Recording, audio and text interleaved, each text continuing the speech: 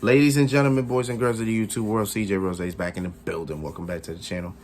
All right, next matchup on the Halloween Havoc 2022 card was Julius Creed, Damon Kemp in an ambulance match. All right, to be honest with you, I didn't know how this match was going to be specifically, because I was kind of sitting there like, okay, where's the ambulance gonna be? Because the NXT setup is nowhere like Raw and SmackDown. Nowhere. It's a little bit different. When it comes to the front, you can't really do it. You can't really do much, so it's kind of limited, right? So they had the ambulance parked at like on the right side of the announce table, and then you just walk all the way up, and then it's right there, and then you'll have a barricade with people like right there, like it was right there. The space between the entranceway and where the ambulance was, that's a lot of space. That's a lot of room. So that's one. Number two, the space between the ring and the ambulance. There's not much between it. I mean, sure, there's, you got the things under the ring. You got the chairs that are set up. Then when you walk up a little more, you got a table, and that has like milk, that's like breakfast stuff, like coffee and all that. But that's all really. Like, I don't know, like the way this looked, the way everything was positioned, I just looked at it like I wasn't sure how this was gonna work. They made it work. They did, absolutely. They made it work. But the way I was just looking at it, I'm just like, I don't know, bruh. I don't know, bruh. But other than that, it's a pretty alright match. Pretty alright match for what it was worth. I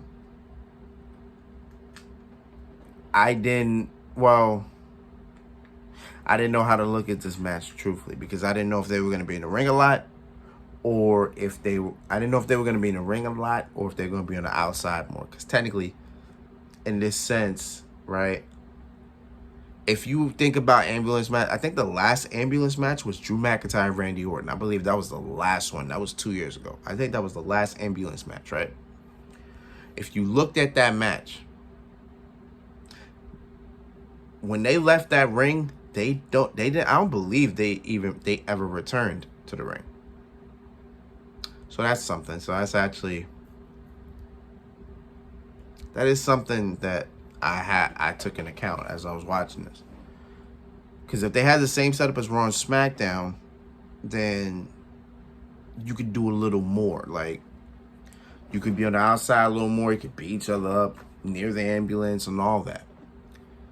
Because literally when they were near the announce table, like, you had to carry, like, either carry or drag your opponent all the way to the ambulance. I'm like, they got a lot of time to recover before we get there. So I can be very convinced that this match isn't over if, once they get there. You know what I'm saying? That's kind of the time. But again, they made it work. They did what they could. My thing with David Kemp is, like, I don't know where he would go after this. Like, you know what I'm saying? Like, win or lose.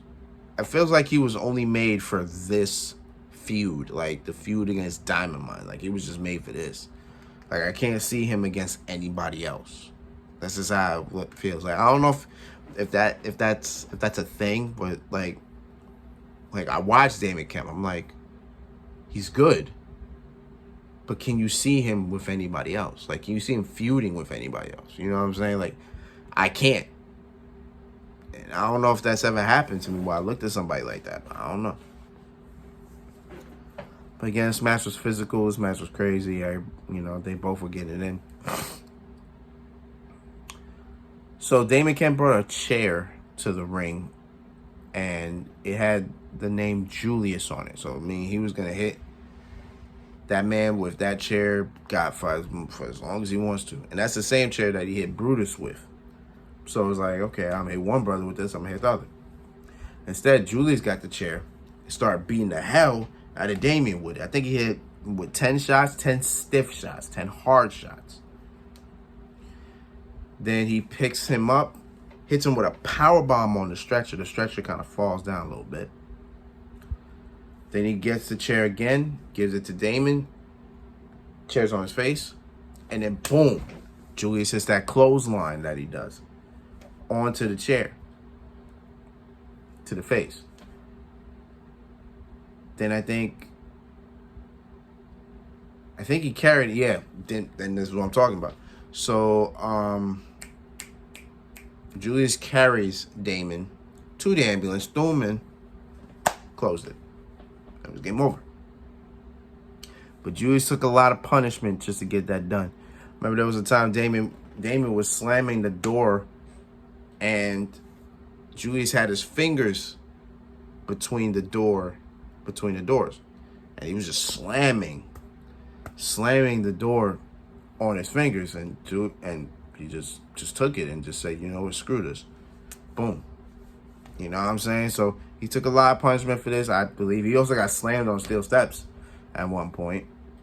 Took a lot of punishment, but we got it done. I figured they wouldn't break up the Creed brothers. Why would they do that? It makes no sense. Keep them together. Keep Diamond together. Bring all three. Hell, bring all four to the main roster. Why not? That's not bad. You got a new woman.